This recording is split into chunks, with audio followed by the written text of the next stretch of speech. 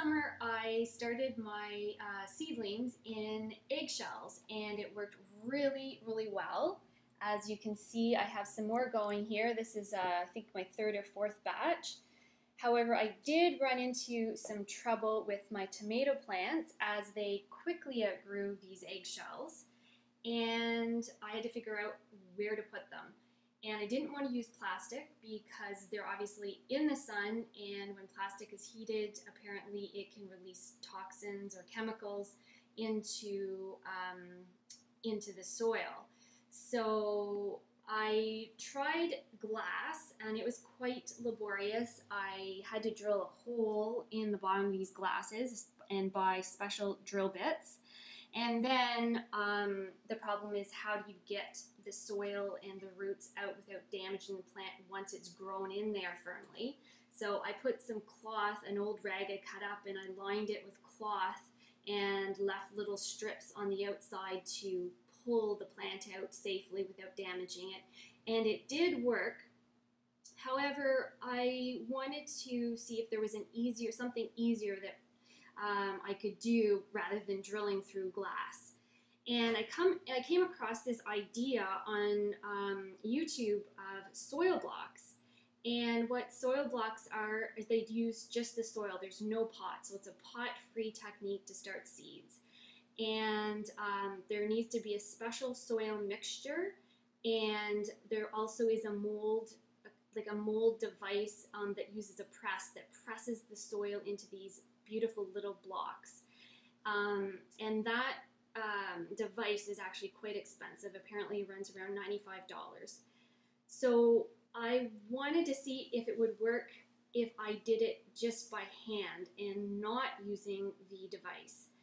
And so I gave it a try and made soil balls, and it worked. The soil held together, and it was actually a lot of fun playing with the earth. And as you can see here, I've made different sizes.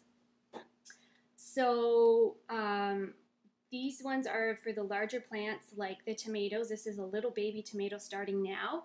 Here's a big bean plant and a snow pea plant.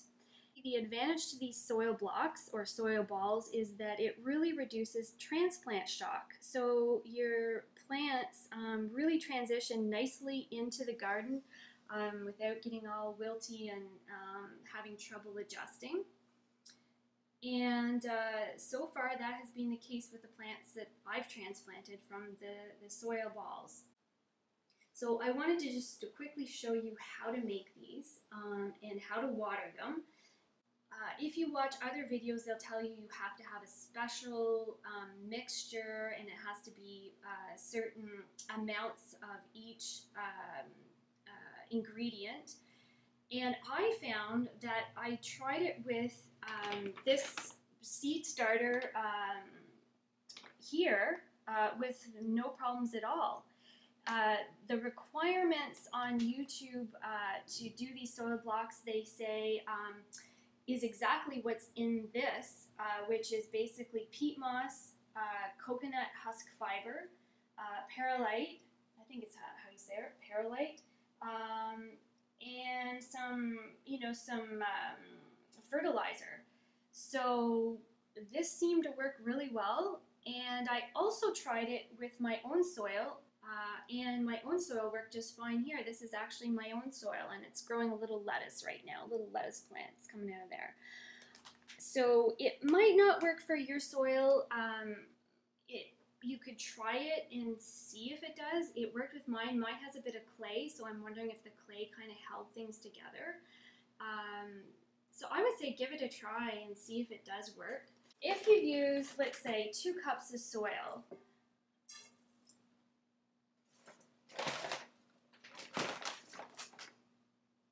you will need, let's just see how much water. There's a cup of water in here.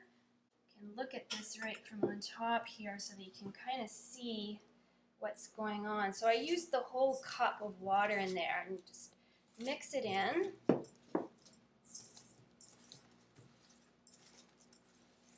Yeah, and this is going to be probably just a bit too much water. So I'm going to add a bit more soil to that. So I think we're going to need about another cup of soil.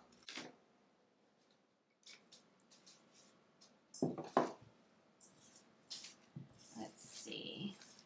And this is the fun part. I really enjoy doing this just by hand. I guess if you had some, you know, it was a commercial thing and you had a lot of them to do, you'd maybe want to use those soil blocks because you can do so many. I think one soil blocks does like 20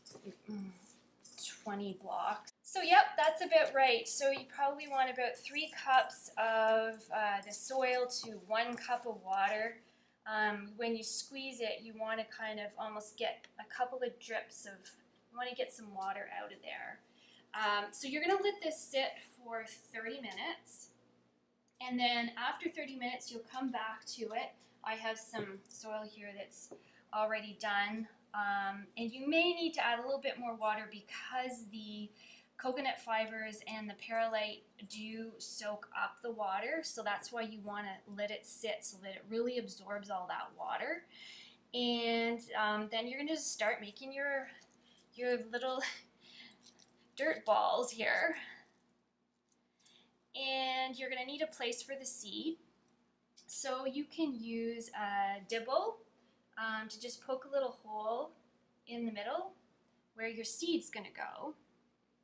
And if you don't have one of these dibbles, you can use a shish kebab skewer to poke a little hole. So I'll show you on the other side here. So I just poke a little hole like that for your seed. And then you can just place your seed right in there.